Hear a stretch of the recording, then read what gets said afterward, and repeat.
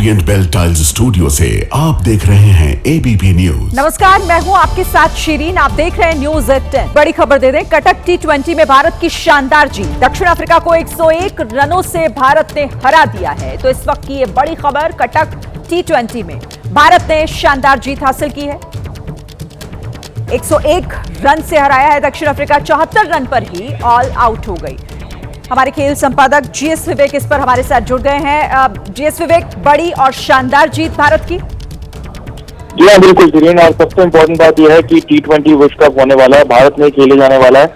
उस हिसाब से अगर आप देखें तो ये जो सीरीज है T20 की दक्षिण अफ्रीका के खिलाफ, वो काफी महत्वपूर्ण हो जाती है और ये बताती है कि T20 का जो टाइटल डिफेंड कर रही है फिलहाल इंडिया, वो अच्छे हाथों में है। फिलहाल जिस तरीके से 175 रन बनाए आज के तारीख में, T20 में बहुत बड़ा स्कोर नहीं है, लेकिन गेंदबाजी की हम जितनी तारीफ की जाए उतना कम है। जसप्रीत बुमराह, अर्शदीप, अक्षर पटेल और वरुण चक्रवर्ती चारों ने 2-2 विकेट लिए। हार्दिक पांड्या ने एक विकेट लिया। तो अपने आप में ये कहता है कि काफी अच्छे हाथों में है इंडिया का टाइटल डिफेंस। और अगले 2 महीने के बाद वर्ल्ड कप होने वाला है, जिसके लिए टीम काफी अच्छे बैलेंस के साथ दिख रही है। हार्दिक पांड्या की टीम में वापसी हुई है, जिसकी वजह से जो है अब ये टीम काफी बैलेंस लग रहा है। शुभमन गिल वापस आए चोट के बाद, तो अब ये टीम पूरी कंप्लीट है। लगभग यही जो प्लेइंग 11 है आपको वर्ल्ड कप के दौरान भी दिखेगा। तो उस हिसाब से सूर्य कुमार यादव का ट्रैक रिकॉर्ड बतौर कप्तान काफी अच्छा जा रहा है। उस टीम में पूरा बैलेंस है, चाहे हम बैटिंग की बात करें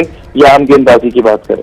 बिल्कुल। तो जिस तरीके से हमारे संवाददाता बता रहे हैं कि ये किस तरीके से बहुत महत्वपूर्ण हो जाता है इस तरह से टीम इंडिया का जीतना। बड़ी खबर एक बार फिर से हम अपने दर्शकों को बता दें, कटक में खेला जा रहा है T20 का ये मैच। भारत ने शानदार तरीके से जीत लिया है। दक्षिण अफ्रीका को 101 रनों से हराया और 74 रन पर ही ऑल आउट हो गई थी दक्षिण अफ्रीका की पूरी टीम।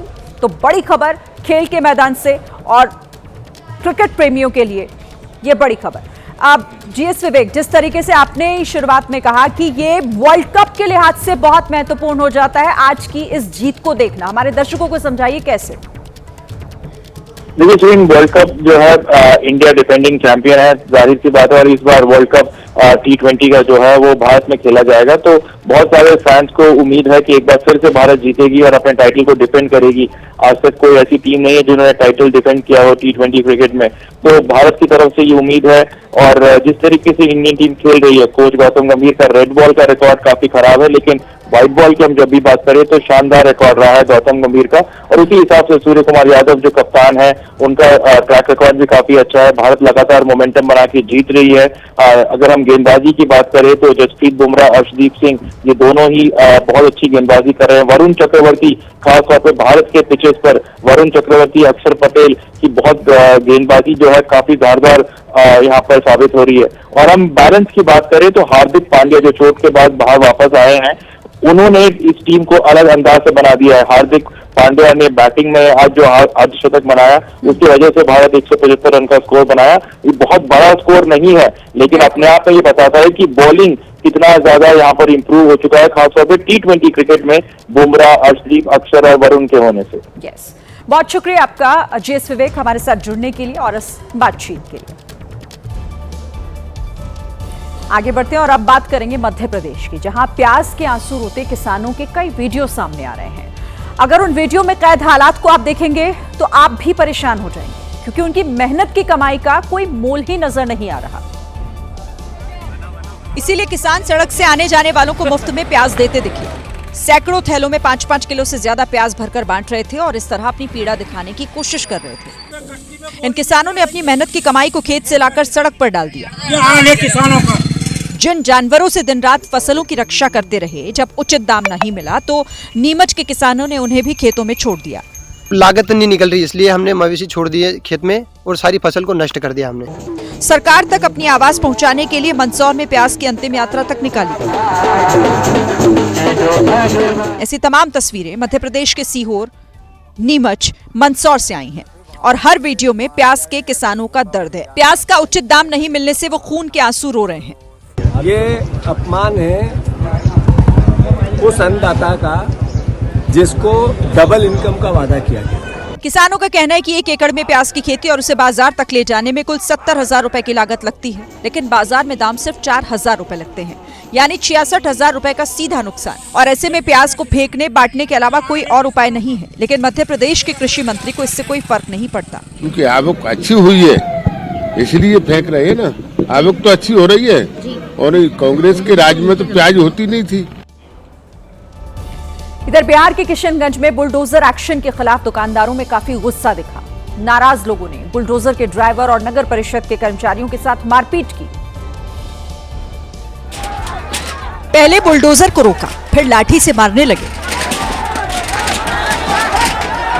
महिलाएं लाठी से ड्राइवर को मारने लगी। कुछ लोग बचाने की कोशिश करते रहे, लेकिन महिलाएं इतनी नाराज थी कि बुलडोजर के ड्राइवर को घायल कर दिया। किशनगंज नगर परिषद के कर्मचारी बुलडोजर लेकर अतिक्रमण हटाने पहुंचे थे, लेकिन दुकानदार बुलडोजर के सामने खड़े हो गए। अतिक्रमण हटाने से रोक दिया और आक्रोशित दुकानदारों ने नगर परिषद के कर्मचारियों को पीट-पीट कर वहां से भगा दिया। हालांकि अतिक्रमण हटाने के लिए दुकानदारों को पहले ही नोटिस दे दिया गया था, लेकिन वो मानने को ही तैयार नहीं थे। मारपीट के बाद अब बड़ा एक्शन लेने की तैयारी है।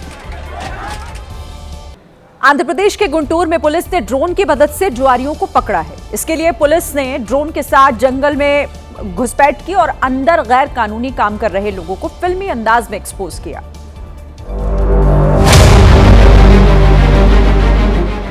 झाड़ियों के बीच से छिप छिप कर जाने वाले इन लोगों को पुलिस के ड्रोन ने अपने कैमरे में रिकॉर्ड कर लिया। एक बार को इनकी नजर भी ड्रोन पर पड़ी, उसके बाद भागने की रफ्तार और तेज हुई, लेकिन बेचारे बचकर जाते भी कहां, ड्रोन उनके साथ साथ उड़ रहा था और बाहर पुलिस कैमरे में रिकॉर्ड हो रहे वीडियो के आधार पर इन जुआरियों को इंतजार में खड़ी थी। आखिरकार जंगल के बीच जुआ खेल रहे 7 में से 2 लोगों को पुलिस ने बाहर निकलते ही पकड़ लिया। इनमें से 5 फरार हो गए। उत्तराखंड के नैनीताल में एक स्कूल आग की लपटों से घिर गया। आग सबसे पहले ऊपरी मंजिल पर लगी और धीरे धीरे उसने पूरी बिल्डिंग को अपनी चपेट में ले लिया। लपटें ऐसी थी कि जिसे देखकर दहशत फैल जाए। नजारा ऐसा था कि इसे देखकर कोई भी सहम जाए। और ये आग ऐसी जगह पर लगी थी कि काफी समय के लिए लोगों का दिल बैठ गया। आग लगते ही पूरे परिसर में अफरा तफरी मच गई। स्कूल में चीड़ के पेड़ की लकड़ियां इस्तेमाल हुई थी, जिससे हालात और ज्यादा खराब हो गए। शिशु मंदिर में पूरी चीड़ की लकड़ियां हैं, तो अब अंदर की तरफ आग लग चुकी है, तो इसमें अब बुझाना बहुत मुश्किल पड़ गया है। तो फायर ब्रिगेड लगी है इसमें। माना जा रहा है कि शॉर्ट सर्किट के चलते ये अग्निकांड हुआ। इधर मध्य प्रदेश के चंदला के सांसद खेल महोत्सव में देरी से पहुंचे और ये उन्हें भारी पड़ गया। देरी से आने पर इंतजार कर रही एक बच्ची सांसद महोदय पर भड़क गई। सांसद महोदय वीडी शर्मा ने देर से एंट्री के बाद नमस्ते किया, तभी स्कूल वाली बिटिया भड़क गई। नमस्ते तो ठीक है, आप हमारे इंतजार कर रहे हैं, हमारे पास फालतू टाइम है क्या? सांसद महोदय को स्कूली छात्रा से ऐसे सवाल की उम्मीद नहीं रही होगी, लेकिन घंटों से इंतजार कर रही बच्ची ने जो मुंह में आया वो बोल दिया। नमस्ते तो ठीक है, आप हमारे इंतजार कर रहे हैं, हमारे पास फालतू टाइम है क्या? सांसद वीडी शर्मा ने खिलाड़ियों की नाराजगी को समझा और छात्रा को गले लगाते हुए वहां मौजूद सभी खिलाड़ियों से देर से आने के लिए माफी मांगी, लेकिन इस बच्ची की प्रतिक्रिया सुर्खियों में है।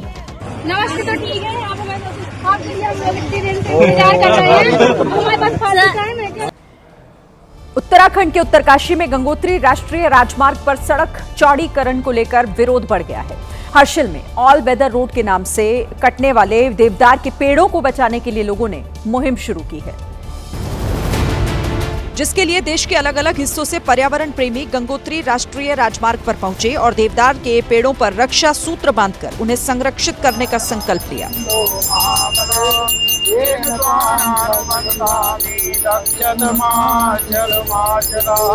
रक्षा सूत्र बांधने वालों में स्थानीय लोगों के साथ साथ पर्यावरण प्रेमी और राष्ट्रीय स्वयंसेवक संघ के कुछ कार्यकर्ता भी शामिल रहे। पर्यावरण ठीक नहीं है तो हमारा स्वास्थ्य भी ठीक नहीं है। आधी बीमारियां तो इसलिए हैं कि हमारा पर्यावरण नष्ट है। शंकराचार्य विमुक्तेश्वरानंद ने भी देवदार के पेड़ में रक्षा सूत्र बांधकर लोगों से इसकी रक्षा की अपील की। ये रक्षा सूत्र जो प्रसाद स्वरूप में हमको भगवान के दरबार से मिला था, इस वृक्ष में बांधा है और ये संदेश हम देना चाहते हैं इस माध्यम से कि हमारा कर्तव्य है कि इन वृक्षों की हम रक्षा करें। लोगों का कहना है कि अगर इस पैमाने पर पेड़ काटे गए तो आने वाले सालों में इस इलाके में भूस्खलन, जल संकट और पारिस्थितिक असंतुलन गंभीर रूप ले सकता है। जम्मू कश्मीर के बारामूला में भारी बर्फबारी से ठंड काफी बढ़ गई है। दिसंबर के दूसरे हफ्ते में ही तापमान 0 से नीचे चला गया है, जो इस साल ज्यादा सर्दी पड़ने का संकेत दे रहा है। लेकिन कड़ाके की ठंड के बीच बर्फबारी और खूबसूरत झरने को देखकर पर्यटकों के चेहरे खुशी से खिल उठे। जम्मू कश्मीर के बारामूला में घूमने आए लोग प्रकृति की सुंदरता को अपने कैमरे में कैद कर रहे हैं, सेल्फी ले रहे हैं। हर तरफ बर्फ ही बर्फ देखने को मिल रही है। पेड़ों और घरों की छतों पर बर्फ के टुकड़े लटके हुए नजर आ रहे हैं। 21 दिसंबर से कश्मीर में 40 दिन के चिल्लई कला की शुरुआत हो रही है, जिसमें भारी बर्फबारी के साथ तापमान माइनस में चला जाता है। लेकिन बारामूला में कई जगह पारा अभी 0 से नीचे लुढ़क गया है, जिसकी वजह से पानी जम गया है और लोगों को दिक्कतों का सामना करना पड़ रहा है। किसी भी रिश्ते का बनना और उनका टूटना ये कोई नई बात नहीं है, लेकिन अहमदाबाद में एक शादीशुदा जोड़े के तलाक का कारण आप जानेंगे तो हैरान रह जाएंगे। जानकारी के मुताबिक प्याज और लहसुन की वजह से पति पत्नी के बीच तलाक हो गया। गुजरात हाई कोर्ट ने भी तलाक को सही मानते हुए फैसले को चुनौती देने वाली पत्नी की अर्जी को खारिज कर दिया। देखिए, 2002 में शादी के बाद से ही पति पत्नी के बीच खाने पीने के मुद्दों पर अक्सर झगड़ा होता था। दरअसल पत्नी स्वामी नारायण संप्रदाय की भक्त थी और लहसुन प्याज नहीं खाती थी, जबकि पति और उसके परिवार के लोग लहसुन प्याज का इस्तेमाल खाने में करते थे। झगड़ा बढ़ा तो दोनों ने घर में अलग रसोई बनाई, लेकिन इससे भी इस बात का कोई समाधान नहीं निकला। फिर 2013 में पत्नी अपने बच्चे को लेकर मायके चली गई। पत्नी की इस हरकत से दुखी होकर पति ने फैमिली कोर्ट में तलाक की अर्जी दाखिल कर दी। लंबी सुनवाई और बहस के बाद फैमिली कोर्ट ने 8 मई 2024 को तलाक का आदेश दे दिया, जिसके बाद पत्नी ने इस फैसले को गुजरात हाई कोर्ट में चुनौती दी और अब गुजरात हाई कोर्ट ने भी फैमिली कोर्ट के इस आदेश को बरकरार रखते हुए तलाक को मंजूरी दे दी है। पश्चिम बंगाल में कुछ महीने के बाद विधानसभा के चुनाव होने वाले हैं और चुनाव से पहले कई मुद्दों पर राजनीति तेज हो गई है। इसी में से एक मुद्दा डिटेंशन कैंप का है, जिसको लेकर आज ममता बनर्जी काफी आक्रामक दिखी। ममता बनर्जी कूच बिहार में थी। यहाँ उन्होंने लोगों को मिले एनआरसी संबंधी नोटिस का मुद्दा उठाया और केंद्र सरकार पर हमला किया। এবং আমরা সেটা নিয়ে তীব্র প্রতিবাদও করেছি। ডিটেনশন ক্যাম্পে ওখানে প্রায় আর সোশ্যাল নেটওয়ার্কটা তো এখন মানুষকে স্ক্রল করার নেটওয়ার্ক হয়েছে। এর মধ্যে ভালো জিনিস নেই তা আমি বলবো না, নিশ্চয়ই আছে, তাদের আমরা শ্রদ্ধা করি। ममता बनर्जी ने कहा कि देश को बीजेपी से बचाना होगा और वो पश्चिम बंगाल में बंटवारा नहीं करने देंगे। जय मामाटी मानुषेर जय। बाबर के नाम पर एक बार फिर देश में सियासत शुरू हो गई है। हुमायूं कबीर ने मुर्शिदाबाद में बाबरी मस्जिद का शिलान्यास किया तो मध्य प्रदेश में एक शौचालय पर बाबर के पोस्टर लगा दिए गए। ये मध्य प्रदेश के अशोकनगर जिले की तस्वीर है, जहां सार्वजनिक शौचालय पर बाबर नाम का पोस्टर चिपकाया गया। पोस्टर चिपकाने वाले बीजेपी से जुड़े हैं। यह देश राम और श्याम का देश है। यह देश भगत सिंह, चंद्रशेखर आजाद, गुरु गोविंद सिंह ऐसे महापुरुषों का देश है। बाबर नाम का एक आक्रांता भारत में आया था। बीजेपी नेता ने अपने साथियों से शहर के अलग अलग हिस्सों में बने सार्वजनिक शौचालय पर भी ऐसे ही पोस्टर लगाने के लिए कहा है। गोरखपुर में यूपी के सीएम योगी आदित्यनाथ ने देश के पहले सीडीएस रहे जनरल बिपिन रावत ऑडिटोरियम का उद्घाटन और उनकी प्रतिमा का अनावरण किया। इस मौके पर उन्होंने बिना नाम लिए विरोधियों पर करारा हमला बोला और भारतीय इतिहास में विदेशी आक्रांताओं को महान बताने पर कड़ी नाराजगी जताई। जिन लोगों ने इतिहास में छेड़छाड़ करके विदेशी आक्रांताओं को महान बनाने का कुत्सित प्रयास किया है, ये गुलामी की मानसिकता है। उस गुलामी की मानसिकता को पूरी तरह त्यागना होगा। सीएम योगी ने जाति, क्षेत्र और भाषा के नाम पर समाज को बांटने को देश को तोड़ने वाला अपराध बताया। ये लोग वही पाप कर रहे हैं जो जाति के नाम पर समाज को बांट रहे हैं, क्षेत्र और भाषा के नाम पर समाज को बांट रहे हैं। ये लोग वही पाप कर रहे हैं जो पाप कभी जयचंद और वीर जाफरों ने की देश के अंदर किया था। उन्होंने ऐसे तत्वों से सावधान रहने की नसीहत दी और कहा कि देश का कल्याण तभी होगा जब एकता होगी। आज लोकसभा में चुनाव सुधार पर चर्चा की शुरुआत हुई। इस चर्चा में कांग्रेस की तरफ से सबसे पहले राहुल गांधी ने हिस्सा लिया और कई मुद्दों पर सवाल खड़े किए। लोकसभा में राहुल गांधी ने चुनाव आयोग को लेकर 3 सवाल पूछे। उनका पहला सवाल था, केंद्रीय चुनाव आयुक्त की नियुक्ति प्रक्रिया से चीफ जस्टिस ऑफ इंडिया को क्यों हटाया गया। दूसरा सवाल था कि दिसंबर 2023 में नया नियम लाकर चुनाव आयुक्त को सजा देने वाला नियम क्यों बदला गया। और राहुल गांधी का तीसरा सवाल था कि चुनाव आयोग ने अचानक सीसीटीवी फुटेज और डेटा को लेकर नियम क्यों बदल दिए। राहुल गांधी ने सीधे सीधे आरोप लगाया कि हरियाणा में चुनाव की चोरी हुई। इसके लिए उन्होंने उन सबूतों को सामने रखा जिसे कुछ दिन पहले अपनी प्रेस कॉन्फ्रेंस में दिखाया था। This Brazilian woman has appeared 22 times on the voter list in Haryana. There is one woman whose name has appeared 200 times, more than 200 times in one booth in Haryana. And it is very clear, and I have proven without doubt that the election of Haryana was stolen. Nowhere has the Election Commission answered my questions. The Election Commission has not told me why this lady's picture has appeared on the polling list. They have not told me why lakhs and lakhs of duplicate voters are existing. They have not told me why a BJP leader is coming from Uttar Pradesh to vote in Haryana. These are straightforward questions. And there is clear proof which I have put in front of the country. Right? But the Election Commission has no answer to these questions. And that is the result of the complete capture of the Election Commission by the people across the aisle. Rahul Gandhi के बाद BJP की तरफ से निशिकांत दुबे ने बोलना शुरू किया और राहुल के भाषण पर तंज कसते हुए कहा, खोदा पहाड़ निकली चूहिया। राहुल गांधी ने अपने भाषण में एक बार फिर आरएसएस को निशाने पर दिया। राहुल ने पहले महात्मा गांधी की हत्या करने वाले गोडसे का जिक्र किया और फिर आरोप लगा दिया कि आरएसएस देश के सभी संस्थानों पर कब्जा करना चाहता है। इसके लिए राहुल गांधी ने कुछ उदाहरण दिए। राहुल गांधी ने कहा कि देश में जितने भी विश्वविद्यालय हैं, वहां के वाइस चांसलर वो लोग हैं जिनका बैकग्राउंड आरएसएस से जुड़ा है। राहुल गांधी ने कहा कि देश की जो जांच एजेंसीज हैं, जैसे सीबीआई, ईडी, इनकम टैक्स, इसमें बैठे अधिकारी भी एक विचारधारा से संबंध रखते हैं। इसी तरह राहुल गांधी ने आरोप लगाया कि चुनाव आयोग पर भी एक संस्था ने कब्जा कर लिया है और बीजेपी चुनाव आयोग का इस्तेमाल करके देश के लोकतंत्र को नष्ट कर रही है। राहुल गांधी ने कहा कि एसआईआर की प्रक्रिया सिर्फ वोटिंग लिस्ट को क्लीन करने की नहीं, बल्कि हेराफेरी करने के लिए की जा रही है। After the SIR in Bihar, 1.2 lakh duplicate photos are existing in Bihar in the voting list. If you've cleaned up the voting list, why are there 1.2 lakh duplicates in Bihar? And we've not just proven this about Haryana. We have proven this in Karnataka, we have proven this in Maharashtra, and I'm absolutely certain this is how you're winning elections in Madhya Pradesh, in Uttar Pradesh, in Bihar, across the country. Rahul जब लोकसभा में RSS का जिक्र कर रहे थे तो BJP के सांसदों ने विरोध भी जताया और इस दौरान जमकर हंगामा भी हुआ। राहुल गांधी ने कहा कि वोट चोरी सबसे बड़ा देशद्रोह है और बीजेपी इस वक्त चुनाव आयोग के साथ मिलकर यही कर रही है। उन्होंने कहा कि सरकार चाहती ही नहीं कि चुनाव प्रक्रिया में सुधार हो। राहुल गांधी ने कहा कि अगर वाकई चुनाव सुधार करने की मंशा है तो 4 काम किए जा सकते हैं। पहला, वोटिंग से 1 महीने पहले ही मशीन रीडेबल वोटर लिस्ट सभी राजनीतिक दलों को दे दी जाए। दूसरा, सीसीटीवी फुटेज को नष्ट करने वाला नियम बदला जाए। तीसरा, विपक्ष को ईवीएम तक पहुंच मिले और उसका आर्किटेक्चर सार्वजनिक किया जाए। और चौथा, चुनाव आयुक्तों को सजा से बचाने वाला कानून बदला जाए ताकि उनकी मनमानी पर लगाम लगे। Electoral reform is very simple.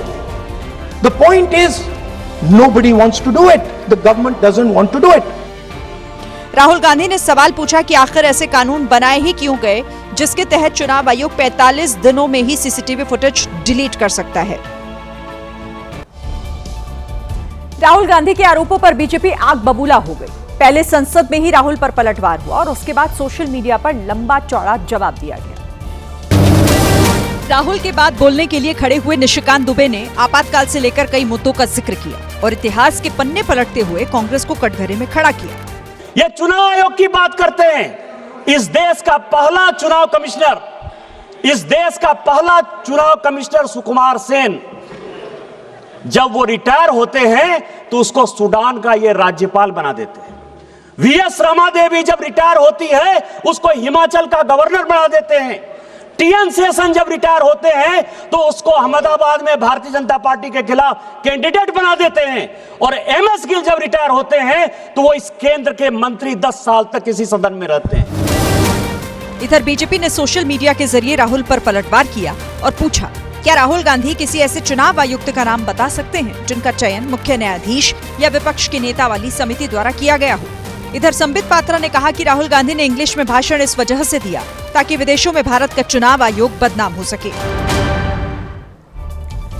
राष्ट्रीय गीत वंदे मातरम पर 8 दिसंबर को लोकसभा में और 9 दिसंबर को राज्यसभा में इस पर चर्चा हुई। केंद्रीय गृह मंत्री अमित शाह ने कहा कि जो लोग वंदे मातरम का महत्व नहीं जानते वही इसे चुनाव से जोड़ रहे हैं और वंदे मातरम के टुकड़े करने का आरोप पूर्व पीएम पंडित नेहरू पर लगाया। जब वंदे मातरम के 50 साल हुए तब क्या हुआ?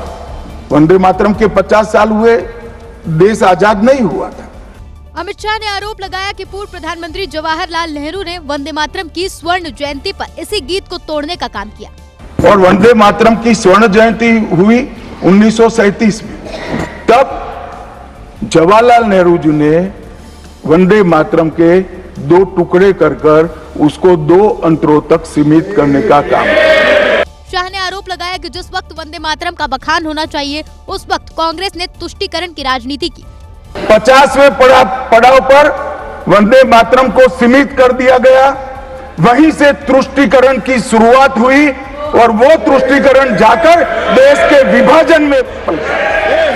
अमित शाह ने सीधे सीधे देश के बंटवारे का जिम्मेदार कांग्रेस को बताया। मेरे जैसे कई लोगों का मानना है कांग्रेस पार्टी को पसंद आए ना आए, अगर वंदे मातरम के तुष्टीकरण की नीति के तहत 2 टुकड़े न करते तो देश का बंटवारा नहीं होता और देश पूरा होता।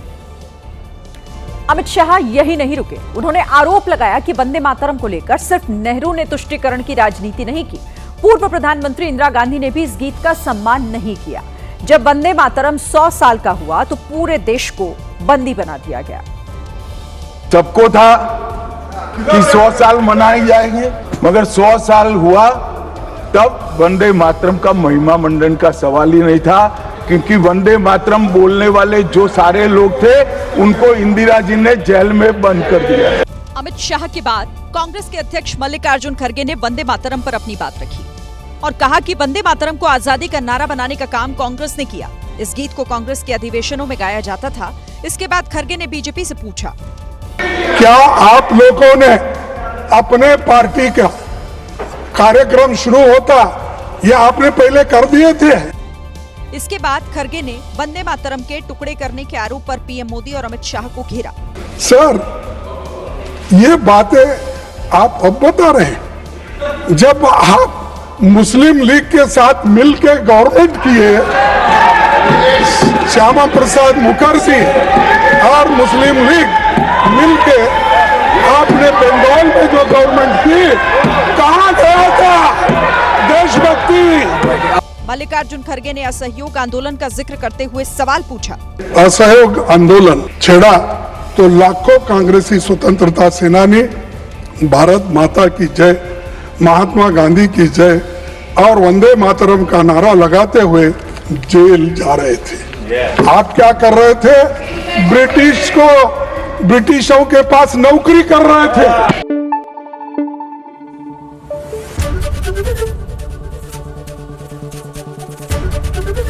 एबीपी न्यूज आपको रखे आगे।